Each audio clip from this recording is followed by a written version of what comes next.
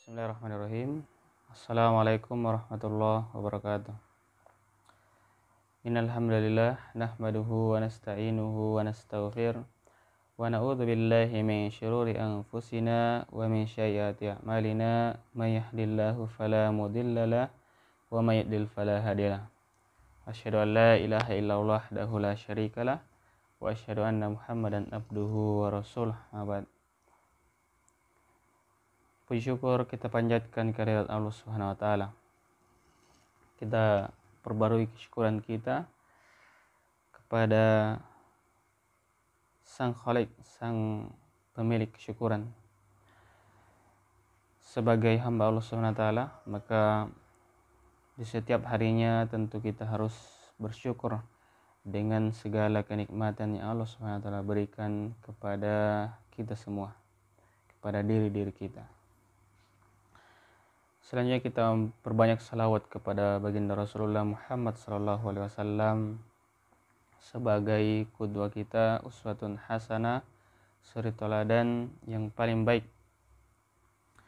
Beliau SAW memberikan kita petunjuk dari Allah Subhanahu wa taala. Beliau pembawa risalah yang Rasulullah SAW, salah satu risalah yang beliau bawa adalah sebagaimana hadis beliau sallallahu alaihi wasallam, innama bu'itsu liutammima maqarimal akhlaq. Tidaklah, kata Nabi sallallahu alaihi wasallam, diutus ke permukaan bumi ini melainkan untuk menyempurnakan akhlak manusia, untuk menjadi contoh bagi dan juga suri teladan bagi umat manusia, khususnya umat Islam. Maka hadirin sekalian yang insyaallah sama-sama dirahmati Allah Subhanahu wa taala, akhlak persoalan akhlak ini tentu akhlak berupa lisan ataupun berupa amal perbuatan. Tetapi yang lebih besar daripada itu adalah amalan hati. Bagaimana hati kita dihadirkan dalam setiap amalan dan bagaimana hati kita dimurnikan ataupun dimaksimalkan tugasnya. Karena dalam diri manusia ada dua, ada jasad dan ada ruh, ada ruhani. Maka kehadiran ruh di dalam setiap akhlak, amalan, perbuatan yang mencerminkan akhlak yang baik, maka harus hadir amalan hati tersebut, agar tidak dicampuri dengan persoalan-persoalan yang lain, atau apalagi jika hal itu dapat merusak amalan kita. Maka para hadirin sekalian, dari pembahasan kita yaitu kitab Tazkiyatun Nafs, konsep penyucian jiwa menurut ulama salafus soleh. Maka dalam pembahasan kita insyaallah di beberapa pertemuan insyaallah ada beberapa pembahasan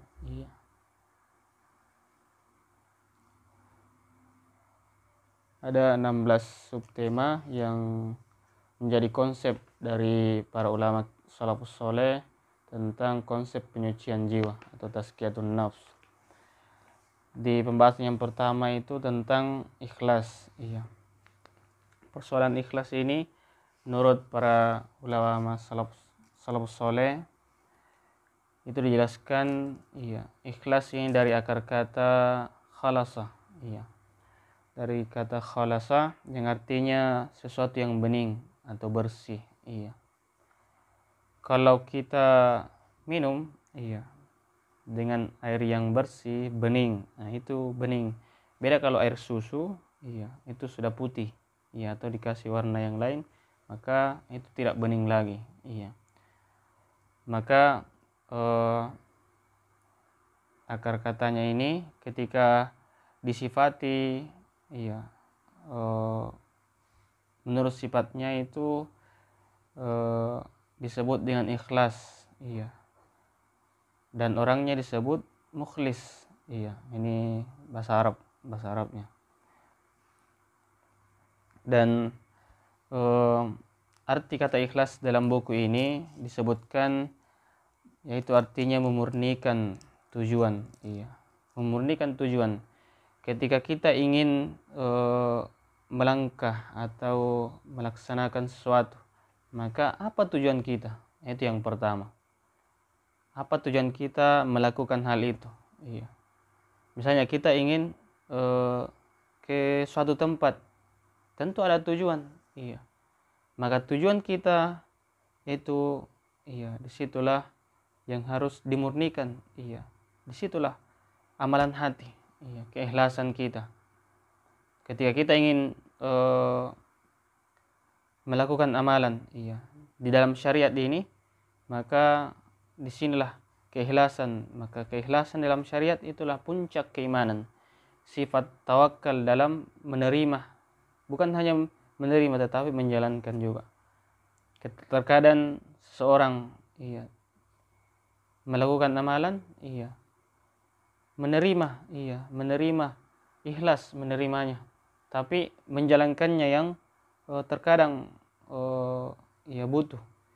Iya. Misalnya kalau saya ikhlas, dia mengatakan kepada seorang, saya ikhlas Ustaz, saya ikhlas, tidak seperti si fulan. Iya. Maka itu di situ yang butuh. Maka hadirin sekalian yang sama-sama dirahmati Allah Subhanahu wa taala. Iya. Dalam buku ini sebutkan ikhlas memurnikan tujuan dari hal-hal yang mengotorinya. Iya. Ketika kita minum atau makan, ya, maka kita hilangkan kotoran, atau ketika ada hal yang tidak baik, ya, itu dihilangkan dari minuman kita. Sebelum dimasak makanan, bahan makanan, maka dibersihkan dari hal-hal yang mengotorinya. Inilah ikhlas.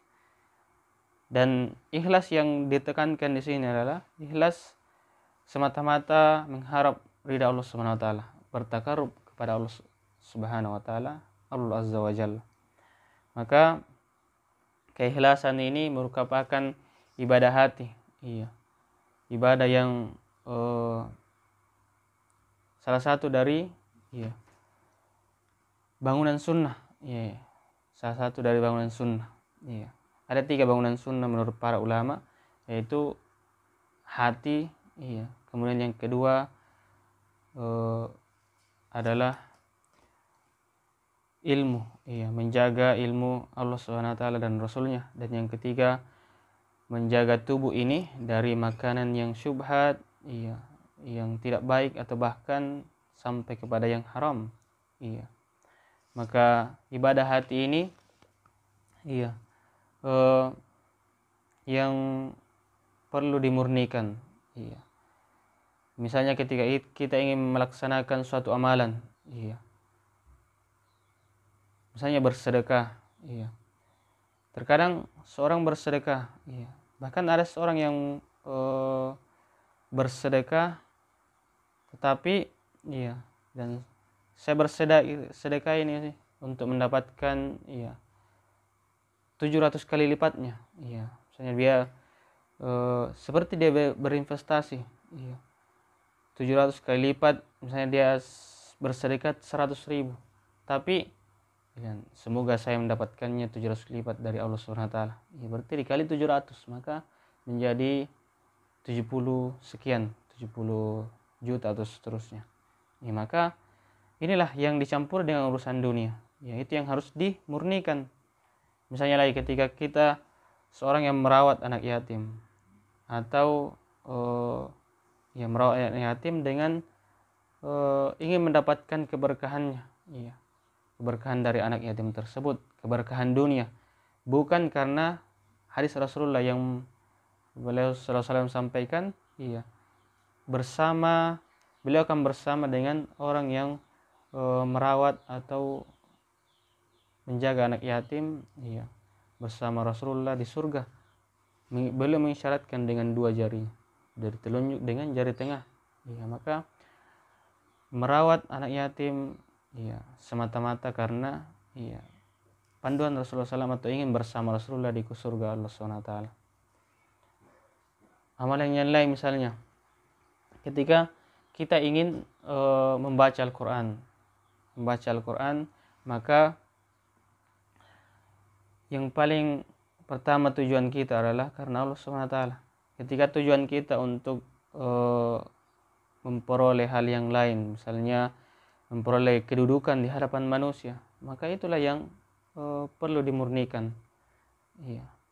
Ketika kita menghafalkan Al-Quran, bukan hanya karena Allah, tetapi menyandingkannya, iya, bahkan mendahulukannya daripada yang lainnya, daripada tujuan kepada Allah SWT. Menghafalkan Al-Quran karena murabbinya misalnya, atau karena ustadznya, maka itulah yang perlu dimurnikan. Iya, sebagaimana tadi makanan atau minuman yang ada sedikit sekali, iya, kotoran yang masuk ke dalamnya, atau yang membuatnya tidak bagus terlihat. Maka seperti itulah Allah memandang persoalan ini, persoalan dunia dengan persoalan ibadah kepadanya. Ya, Allah tidak suka ketika suatu amalan yang diperhadapkan kepada Allah SWT dicampurkan dengan hal-hal dunia, ya, atau hal-hal duniawi.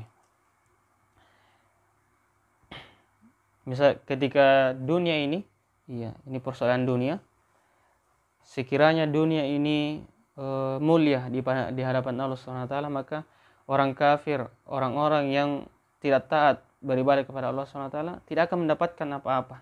Iya. Iya.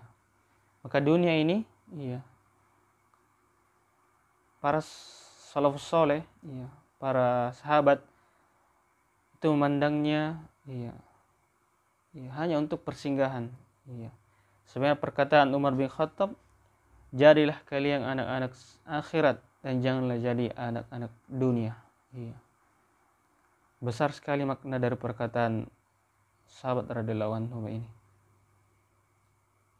Karena Allah telah menjamin bagi hamba-hambanya, bahkan telah menjamin seorang manusia sebelum ia dilahirkan ke bumi ini, ke muka bumi ini, iya, maka telah dijamin rezekinya, dan rezekinya tidak akan terputus sampai ia dipanggil oleh Allah SWT.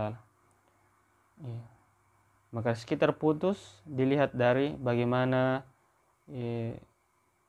ia mengakhirinya. Ketika dia sudah meninggal, maka itu tanda bahwa rezekinya sudah terputus. Maka hadirin sekalian yang sama-sama Allah SWT, di sini disebutkan arti lainnya adalah menjadikan Allah Azza wa Jalla sebagai satu-satunya tujuan dalam segala bentuk ketaatan. Iya. Segala bentuk ketaatan hanya kepada Allah Subhanahu wa taala. Misalnya dalam ketika kita sekolah, banyak diantara kita yang itu masuk SD, sekolah di SMP, SMA, dan bahkan sampai sampai perguruan tinggi 4 tahun. Iya. Berpisah dari orang tua, berpisah dari keluarga, dari sanak saudara. Tetapi terkadang diarahkan atau disuruh sekolah menuntut ilmu, supaya sukses. Suksesnya apa? Untuk mendapatkan pekerjaan yang layak, untuk memperoleh penghasilan yang banyak, untuk memperoleh dunia intinya.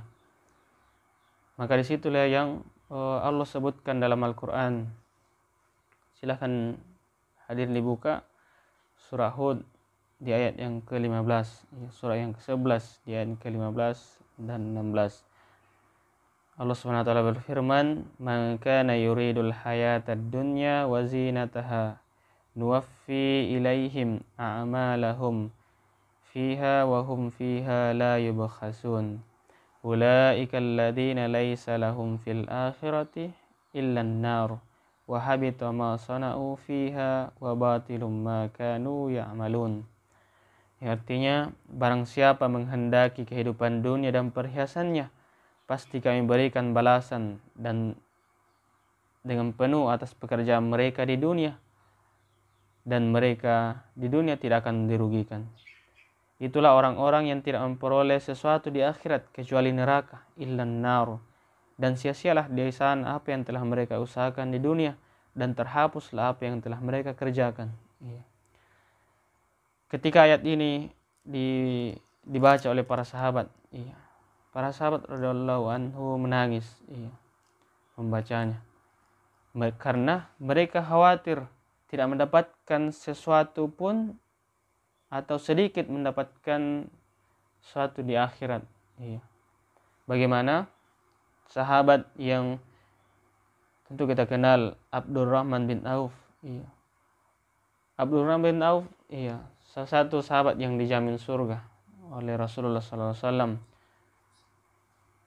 Tetapi Abdurrahman bin Auf rezekinya sangat lancar, tapi beliau radhiyallahu anhu khawatir ketika ia tidak mendapatkan sesuatu di akhirat, tidak mendapatkan sedikit pun di akhirat. Bahkan ketika beliau menyuap makanannya, beliau menangis karena persoalan ini, dari ayat ini. Seakan-akan beliau khawatir Allah telah memberikan segalanya atau memberikan porsi untuknya di dunia, karena rezekinya yang sangat mudah, yang melimpah.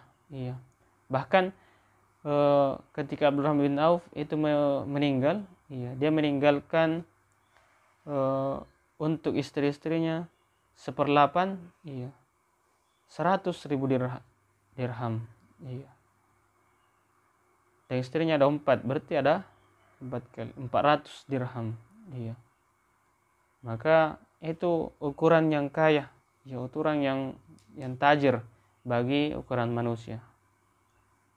Maka itulah kekhawatiran para sahabat ketika Allah memberikan porsi baginya di dunia. Khawatir tidak mendapatkan, tidak memperoleh sesuatu di akhirat. Maka hadirin sekalian, sepatutnya kita juga lebih khawatir dalam persoalan ini ketika Allah memberikan porsi kepada kita di dunia ini. Maka kita berdoa kepada Allah Subhanahu wa taala. Bahkan ketika kita melakukan amalan, bersedekah, baca Al-Quran, menghafalkannya, bahkan melaksanakan ibadah yang lain, dengan berharap Allah memberikannya di akhirat dengan keridhaannya, keridhaan dari Allah Subhanahu wa taala.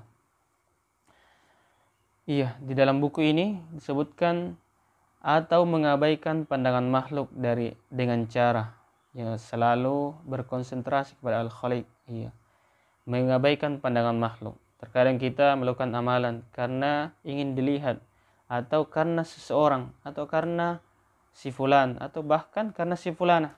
Maka lakukan amalan itu bukan karena makhluk. Abaikan pandangan makhluk itu. Ada seorang yang dalam kisah di buku ini sebutkan, yang setiap saat ia berada di saf pertama dan dia aman, merasa nyaman di saf pertama tersebut di dalam dalam salat berjamaah, maka suatu ketika dia terlambat dan berada di saf yang kedua, dan dia khawatir dan dia merasa tidak enak, lain-lain dilihat oleh manusia, pandangan manusia. Ternyata selama ini dia nyaman atau aman, ternyata karena pandangan manusia, berada di saf pertama. Tidak enak dengan pandangan manusia, terlambat di saf kedua. Atau kondisi yang lain, ketika kita melaksanakan atau misalnya menuntut ilmu, sekolah atau majelis yang lain, tetapi karena seseorang, atau karena dipaksa oleh orang yang mengarahkan kita, oleh orang tua, atau bahkan karena ustadznya, atau karena gurunya. Maka inilah yang perlu dimurnikan, ya, perlu dihilangkan amalan dari hal yang mengotorinya. Hadirin sekalian yang sama-sama dirahmati Allah Subhanahu wa taala. Persoalan ikhlas ini adalah syarat diterimanya amal soleh yang dilaksanakan sesuai dengan sunnah Rasulullah SAW. Iya.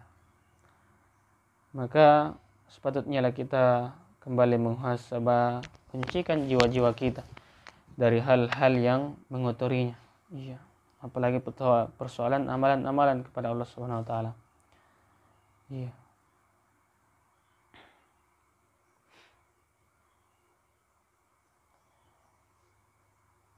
Hadirin sekalian yang sama-sama oleh Allah Subhanahu wa taala. Iya. Bagaimana kita memandang persoalan dunia ini? Iya, Allah menghinakan dunia. Iya. Maka tentu kita juga harus fokus pada tujuan kita. Sebagaimana kita melihat atau menyaksikan di tayangan, iya, seekor singa yang fokus dengan mangsanya. Iya. Bagaimana kalau singa sudah mendapatkan mangsanya, maka dia akan terfokus kepada titiknya itu, tidak menoleh kiri kanan. Iya. Nanti setelah dia mendapatkan mangsanya baru menoleh kiri kanan. Itu baru. Begitulah sifat seorang singa, harimau ketika mengejar mangsanya. Maka fokuslah, iya, kita fokuskan diri kita hanya untuk memperoleh keridhaan Allah Subhanahu wa taala, hanya untuk akhirat, negeri yang kekal.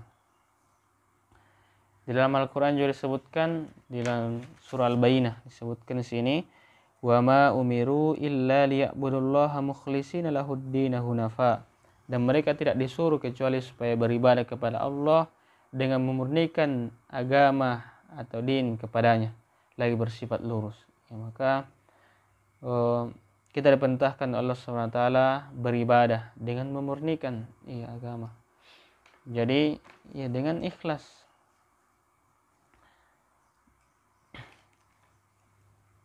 Dan juga disebutkan dalam salah satu hadis Rasulullah SAW yang artinya sungguhnya Allah Azza wa Jalla tidak menerima suatu amal kecuali jika dikerjakan murni karenanya dan mengharap wajah Allah Subhanahu wa taala.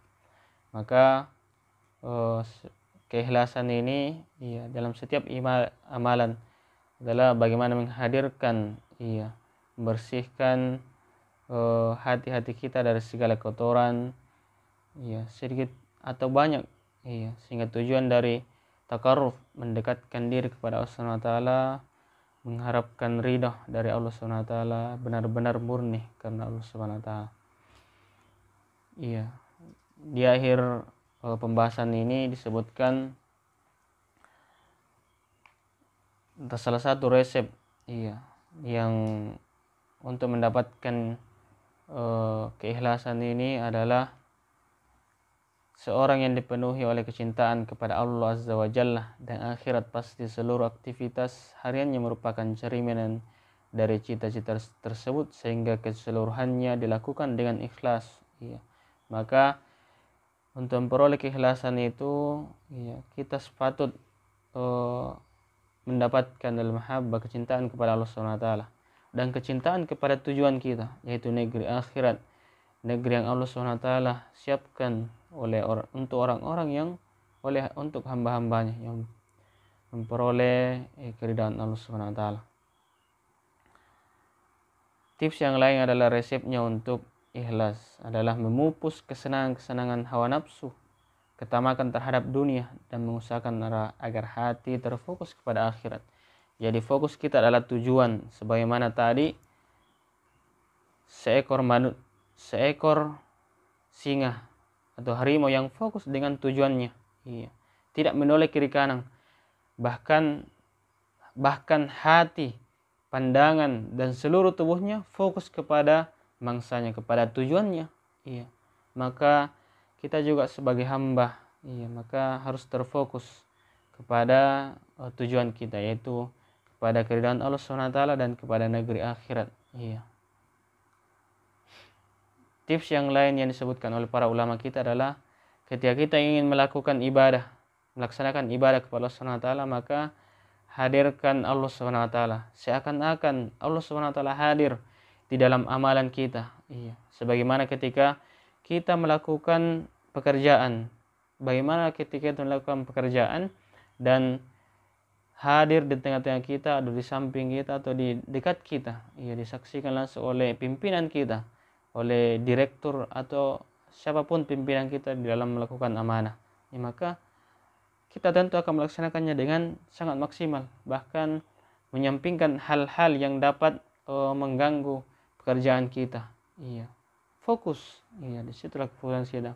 Maka dalam setiap amalan kita, hadirkan atau bayangkan Allah Subhanahu wa taala hadir menyaksikan ibadah atau amalan yang kita laksanakan. Bersedekah bukan karena apa-apa, tetapi karena semata-mata karena Allah Subhanahu wa taala. Atau tips yang lain, para ulama kita sampaikan, iya, ketika ingin melakukan amalan, misalnya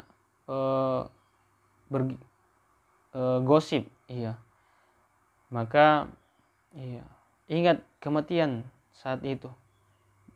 Jangan sampai ketika kita melakukan gosip atau hal-hal yang tidak baik tersebut, iya, kita mati dari saat itu. Iya, maka dikabarkan kepada penduduk langit bahwa si fulan atau si fulana hadir, iya, meninggal 4 detik, iya, di saat dia melakukan gosip atau melakukan ghibah, maka perbanyak mengingat kematian. Iya, jangan sampai di amalan kita itu yang terakhir itu, iya, menjadi akhir dari amalan kita di dunia ini. Iya, ketika kita ingin melakukan ibadah atau melakukan kemaksiatan, maka ingatlah bahwa Allah melihatnya, bahwa jangan sampai ini menjadi amalan terakhir kita. Iya, dan menjadi penjemput, iya, amalan kita, dan kita menjadi orang-orang yang merugi, yang menutup kehidupan kita dengan, iya, amalan yang tidak baik. Subhanallah min dzalik. Maka hadirin sekalian yang sama-sama dirahmati Allah Subhanahu wa taala, iya, mari kita mengikhtiarkan dan menjaga amalan-amalan hati kita. Iya, menjaga tujuan-tujuan kita dari hal-hal yang dapat mengotorinya. Iya. Mari kita sama-sama murnikan segala amalan kita hanya kepada Allah Subhanahu wa taala dengan menghadirkan hati-hati kita dalam setiap amalan. Iya. Terakhir jamaah sekalian, hadirin sekalian sama-sama dirahmati Allah Subhanahu wa taala. Iya. Yang besar porsinya di sini adalah bagaimana kita memandang dunia. Ya, terkadang dunia ini membuat kita terlena, membuat kita jauh dari Allah Subhanahu wa taala. Bahkan setiap amalan kita, iya, ada saja hal-hal yang persoalan dunia di dalamnya. Iya. Maka pandanglah dunia sebagaimana para sahabat memandangnya. Iya. Menjadikan, iya, dia adalah, iya, persinggahan, hanya singgah untuk menghilangkan kepenakan. Setelah itu berangkat kembali menuju tujuan kita, negeri akhirat, menuju kepada Allah Subhanahu wa taala, Allah Azza wa Jalla, dengan menghadirkan Allah Subhanahu wa taala di dalam setiap amalan-amalan kita. Dari membaca Al-Quran, menghafalkan Al-Quran, bahkan, iya, melakukan sedekah dan amalan-amalan yang lainnya. Baik, mungkin itu yang pembahasan kita di bagian pertama dari buku kita, iya, Kitab Tazkiyatun Nafs. Insyaallah kita akan melanjutkannya dengan konsep-konsep atau amalan-amalan yang lainnya yang bisa membuat menyucikan jiwa kita, tazkiyatun nafs. Bagaimana kita menyucikan jiwa kita dengan konsep-konsep ini. Kita cukupkan dengan berbanyak istighfar kepada Allah Subhanahu wa taala dan membaca doa kafaratul majelis. Subhanakallahumma bihamdik Asyhadu an la ilaha illa anta astaghfiruka wa atubu ilaik. Assalamualaikum warahmatullahi wabarakatuh.